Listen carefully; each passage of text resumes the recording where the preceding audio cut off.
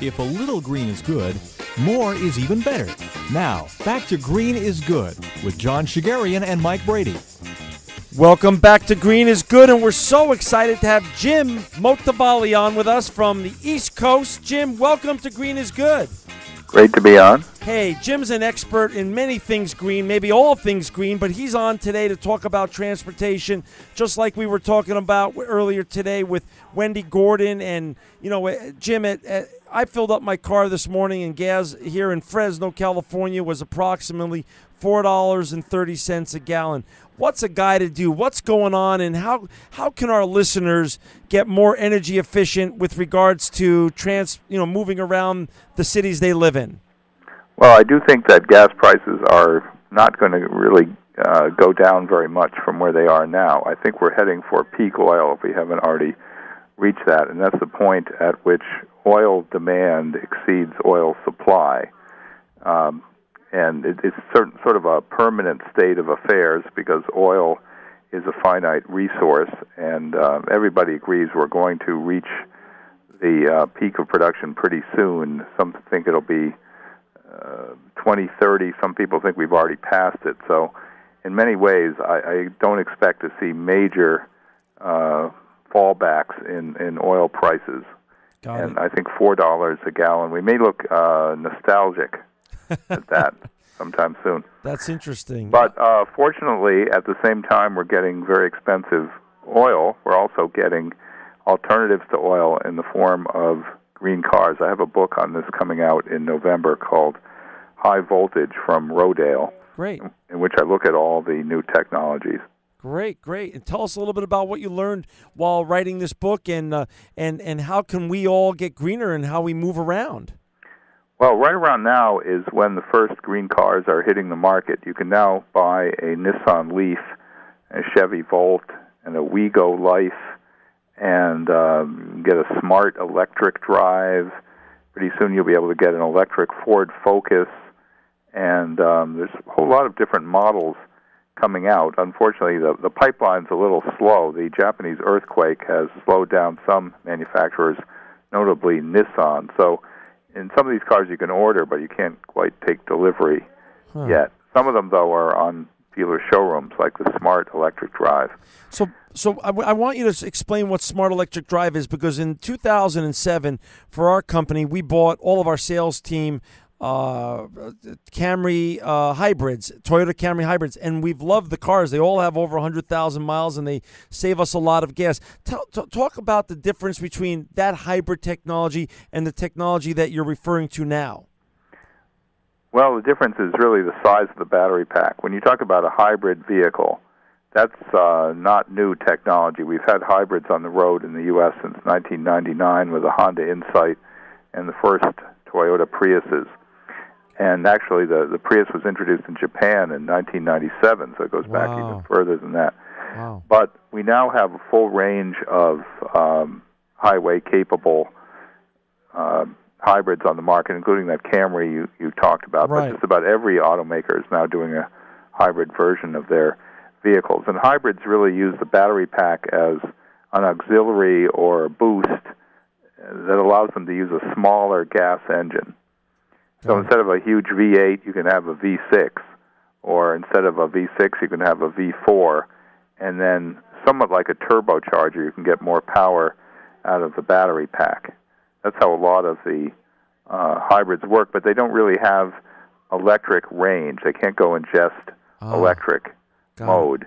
And that's why it's interesting that Toyota, which has really got the bulk of the hybrid market with the Prius, is coming out with a plug-in hybrid Prius, which has 13 miles of all-electric range. So the first variant on the hybrid car is the plug-in hybrid, which is really great technology. Just has a bigger battery pack, ability to plug into the wall and recharge that battery pack, and then something like 10 to 50 miles of all-electric range. So we're going to see a bunch of plug-in hybrids coming out, including the Toyota one, as I mentioned, and the Ford C-Max, and the Fisker Karma, which is a real high-performance plug-in hybrid. So there's going to be a bunch of them on the market pretty soon.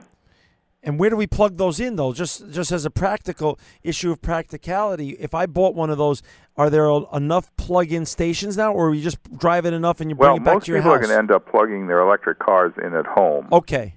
And when you're talking about a plug-in hybrid, its battery pack isn't that big, so the recharge times aren't that long, and you can probably recharge it just on your existing house current. Wow. So all you need is somewhere to plug in your garage.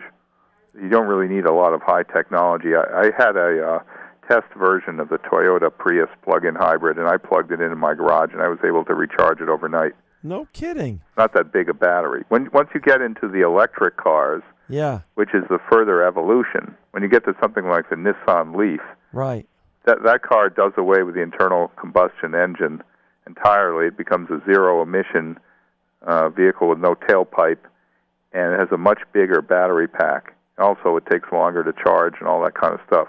But usually you get about 100 miles of range from the battery pack. That's what we're going to see in the Nissan Leaf, in the smart electric drives. I mentioned the WeGo Life. There's a whole bunch of them coming out. The Coda sedan.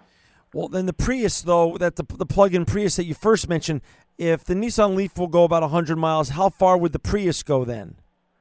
Well, just on batteries, it goes about 13 miles, but then it's a regular Prius, so you've got like 300 more miles. So I got you. 313 or whatever it would be. That's the great thing about plug-in hybrids, and you could say that the Chevy Volt, which is one of the most prominent ones that's come out so far, is also a plug-in hybrid because it works pretty much that way. Okay. It has some unique features because the engine, in that case, doesn't drive the wheels very much. But it does do that occasionally, and you'd have to call it a plug-in hybrid.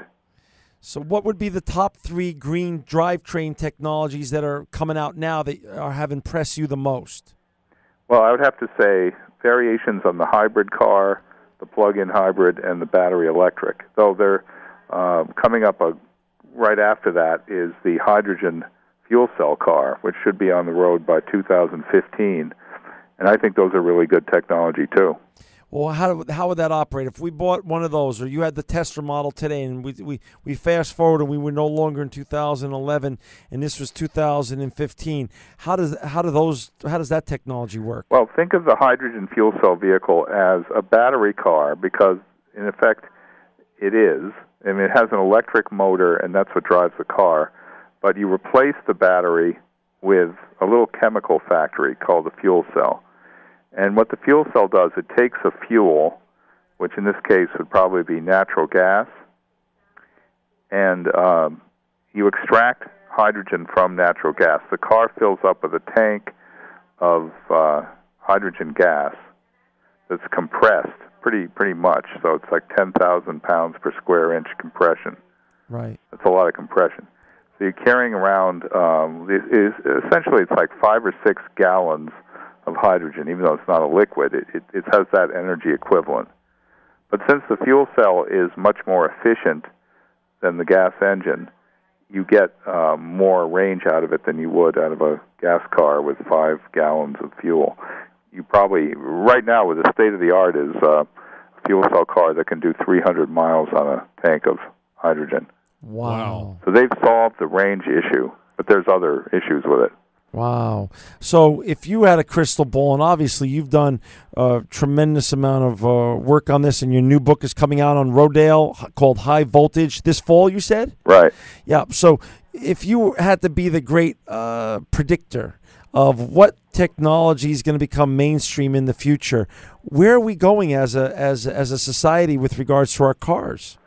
I think we're electrifying the automobile. Okay. And it's going to take a number of different forms. I think it may take 30 years for the internal combustion engine to really disappear from the road. It's not going to go away very soon. People have just bought a lot of them, and they've probably got a 15-year life, and they're not going to just throw them away. Right. It's not going to be overnight that we transition to this. Plus, it's very much in its infancy right now. And right now, battery cars are still pretty expensive. Like the Nissan Leaf, maybe the size of a Toyota Corolla or something, but it doesn't have that as much range, and it costs twice as much. It's $32,000. However, there's a federal $7,500 subsidy that everybody gets, a tax credit. Plus, a lot of states are doing wonderful things for electric cars. California will take $5,000 off the sticker price. So in California, you can buy the Leaf for $20,000. So there's no big price advantage over buying that Corolla that I talked about. But that's only in California. Other states have smaller subsidies. Well, Jim, you mentioned that, and it's a good point well taken, that people have invested in their combustion engine vehicles, so they're not going to just get rid of them overnight. So you're talking another 10 or 15 years maybe. But is there, by looking into your crystal ball now, I know this is just going out there on a limb, but is there anybody that's developing a retrofit technology for existing automobiles so that if somebody wanted to keep the car that they bought in, say, 2012, that was a basic, even though it was a fuel-efficient car, was still a combustion engine, that they might be able to retrofit that new 2012 body with maybe a hydrogen fuel cell or some form of electric power? I just read about somebody offering a kit like that. I think they'll take a diesel car and turn it into some kind of plug-in hybrid. I don't expect that to happen very much, simply because this technology is very different and requires a lot of space and a lot of engineering changes. And the engine in your car is going to be too big to be used with a hybrid. If you simply were to put an electric drivetrain with that, you wouldn't have much gain. Mm-hmm. The whole idea is that you have a smaller engine. Okay.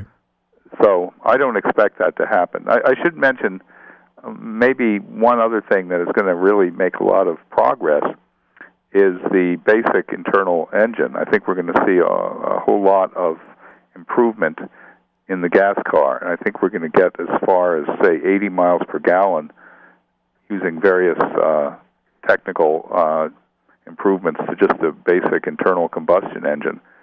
So that's going to remain a pretty competitive technology. I should say, in many ways, I'm agnostic on technology. In other words, if you have a hybrid that gets 40 miles per gallon, right, it's not inherently better than an internal combustion engine that gets the same mileage. Okay. You know, the tailpipe is the decider. Whatever comes out of there is what you got. and just because it can be called a hybrid, which gets some environmental points, it is not necessarily going to be better. That's why I have a problem with some of these very big SUV-based hybrids. Right. Mm-hmm. The gain is not very much. Interesting. What's a hybrid premium mean, Jim? I think that just refers to the extra cost of it. Oh, okay. Okay, gotcha.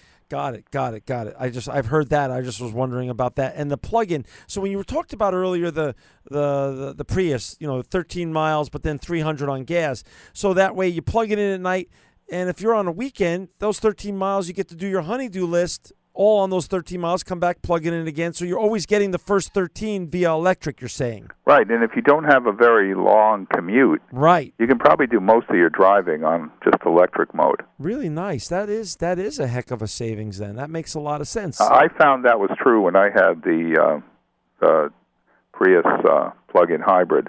I don't actually commute. I work at home, so I didn't really drive that much, and I was able to plug it in every night, and I didn't really have to use the gas engine much. Wow. So the ROI on that is quite good for someone who lives and works within the same vicinity. Yeah, and the Chevy Volt has a electric range of 25 to 50 miles. One thing I've discovered, by the way, is that the range is very much compromised by cold weather, which is why I expect electric vehicles to do a fair amount better in California than anywhere else. Explain that. I've never heard that before. Share that with our listeners.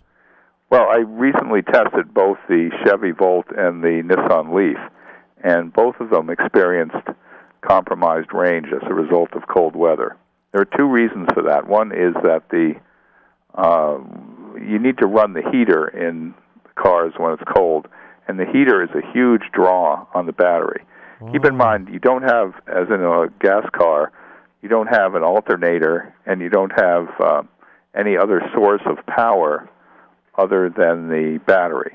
So anything you do drains the battery. And if you look at the meter that shows what's drawing power from the battery, you'll see that the heater is almost as big a draw as the electric motor. Gotcha. Plus, batteries are not as efficient in the cold. So both the Leaf and the Volt lose range. In my experience, the Leaf had about 65 miles of range, not 100. And in the Volt, my electric range was down to 25, which is on the low end of what they say it's going to be. So you're saying it could be up to a 30% drop-off.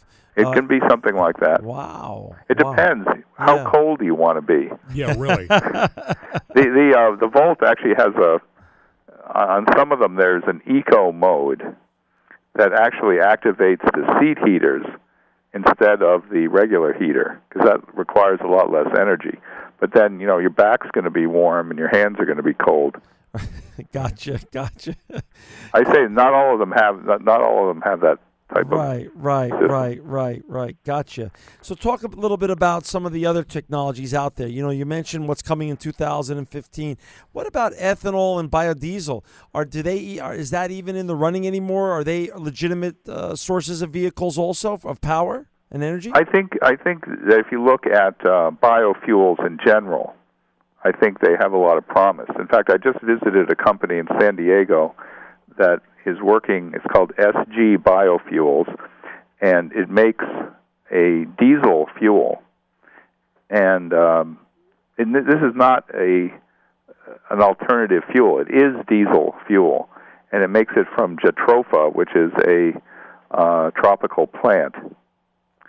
And one of the things we're seeing from biofuels is that you can actually make gasoline, jet fuel, and diesel from plants. So the great advantage of that is it doesn't need a separate fueling infrastructure. There is a number of problems with ethanol, most notably that it's not really energy positive. You spend a lot of energy to make ethanol, and it also drives up the price of corn, which is sky high right now because of competition between food and fuel. Right. And I don't think that's really acceptable. I think in the long run we're going to give ethanol a pass. But we may do a whole lot with versions of it, in particular cellulosic ethanol, which is a more advanced form, much more energy-rich, that derives ethanol out of the cellulosic part of the plant, which is the majority of the plant. So that has a lot of promise. Gotcha. And I think this idea of making biofuels from fast-growing grasses and seed plants like jatropha, I think that could go somewhere. Especially since the SG people told me they could make diesel fuel for I think less than $2 a gallon. Wow! And they said they could do that right now. Now that's very impressive. Now, would that be less than $2 a gallon at the pump, or that's what it would cost to produce? I think that's what it would cost in the production on the lab. Wow. Scale. But keep in mind that a lot of what we pay for gasoline is various taxes. Right. In Europe, a majority of it is taxes. So in the U.S., we tax our fuels. It's another thing you've got to think about how this works with electricity. Are we going to tax the electricity people use to charge their cars? And how are we going to get, since when you buy gasoline, it includes a tax that goes into the road fund and improves highways. Mm-hmm. How is that going to be done with electric cars? Because they're charging up from the household grid. You can't charge road tax for that unless you figure out some method of doing it. It's one of the unanswered questions that's out there. Well, also speaking about unanswered questions about expenses, are electric cars more expensive to maintain because of the technology in them than just traditional cars? No, actually, they're a lot cheaper to maintain. They have very few moving parts, and the cost per mile of driving them is a whole lot less. You might it might be 45 cents for the gas car and 12 cents for the electric car. Got it. Wow. And you're really going to need to buy very few parts for them. They don't have spark plugs or carburetors or fuel injection or points and condensers. I mean, really, the electric motor is about the only thing that's going to wear out, and those things are extremely robust. So I wouldn't expect a lot of parts business. That's another way that the whole industry is going to change. The parts business is not going to be as vibrant as it is today. It'll be quite different. Well, speaking about different, talk about the the gas station of the future? Is it going to be more like an energy station where people are going to stop and pull in and actually charge up instead of gas up? No, I don't think it's going to work that way. I think we're going to move away from the gas station model, except for what is called fast charging. Oh. At 480 volts, you can recharge an electric car in 30, maybe even 20 minutes. But that's still a very long time to wait at a gas station. Right. When we can gas up in like 5 minutes. Right. So I think the model is really going to work is most charging will be done at home. Right. And public charging will not be a gas station type thing. Oh. It'll more likely be at, say, Starbucks or Best Buy or a big box store or a movie theater, somewhere you're going to spend some time. Ah. Well, Jim, last year, too, we had a guest on representing EV Oasis, and when we talked about how long it would take to charge a car, he said, well, what you're going to see now going forward, at least the business model that EV Oasis was trying to come up with, would be to provide a customer experience just like you're talking about. They said the main thing would be restaurants or shopping to give the customer something to do while they are charging and taking a half hour to charge their all-electric vehicle. Right. So just think of things you do that take 20 minutes, and then that's congruent with fast charging. Yeah, that is. So like you just said, Best Buy. So that's fascinating, Jim. So maybe even some of the big boxes, Walmart, Best Buy, are going to get into the... This is not theoretical. They've already doing it. Best Buy is already offering electric car charging, including fast charging. I think Best Buy is going to be selling electric cars very soon. Wow. They're moving into that space totally. No kidding. I mean, how That's many game-changing. refrigerators and iPods can you buy? They're moving. Their business model is shifting. Oh, honey, let's see. What are we doing this weekend? Well, we got to get a new big screen. Tony needs an iPod. And, oh, yeah, are we going to get that car this week or what? Yeah. Over to Best Buy. That's awesome. That is great to hear about them, and that's an interesting evolution of their business model also. Every major company, I mean, you can go from IBM to GE to all the companies in between. All of them are very interested in how they can fit into the electric car space. That is And of fascinating. course, oil companies want to know what their role in it is. Right. And utilities have a natural partnership with it, so I think they could be a little bit more involved than they are. Got it. That is that's fascinating. So what are talk about what's happening now politically speaking. As we wake up this morning and gas is of course north of $100 a barrel, and if you listen to some of the really wise people who know about these things much more than I do, Jim, when they talk about legacy oil wells, they talk about oil costs the folks that pump the oil about $10 a barrel at most at a legacy oil well. So they're making a lot of profit off of us. How are we going to become less energy dependent on foreign oil in the coming years, besides this great this great lesson you've given us on electric cars in the future here and other alternatives coming up? Are we going to become less foreign energy dependent? Well, let me puncture a myth here. The United States has 2% of the world's oil supply. It is never going to make sense for us to only use oil produced in the United States. That's never going to happen. If you were to exploit every available resource, including all the oil in the Arctic National Wildlife Refuge, which has been a political holy grail for Republicans for decades, if you were to do all of that, we'd still have a tiny percentage of the world's oil, and we'd still be buying it overseas because it would be cheaper. Right. Gotcha. It's a free market. It's how it works. You don't suddenly find a great source of oil in the United States. We didn't get all the oil, and we used it up and peaked in 1970 with oil production. Got it. And it's going to stay small. So as long as we're dependent on oil, we're going to be buying it and buying most of it overseas. Fascinating. Jim, we're down to the last minute, and Mike and I are going to have you back on when High Voltage comes out to talk more about your great book that's coming out this fall called High Voltage by Rodale Press.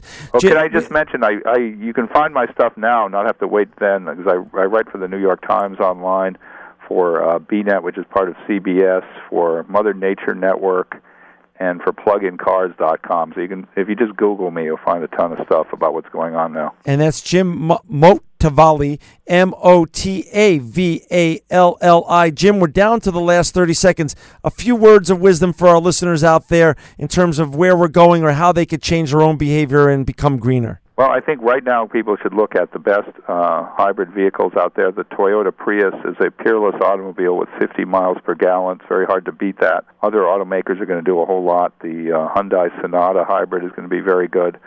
And the electric cars are here now in the form of the Nissan Leaf and Smart Electric and Ford Focus Electric. All these are hitting the road and really an option. See if it fits into your lifestyle. If you don't drive a whole lot, it probably will.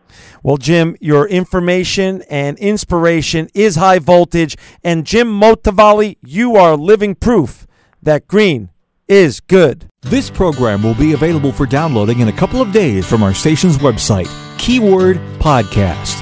Thanks for listening, and join us again next week at the same time for another edition of Green is Good.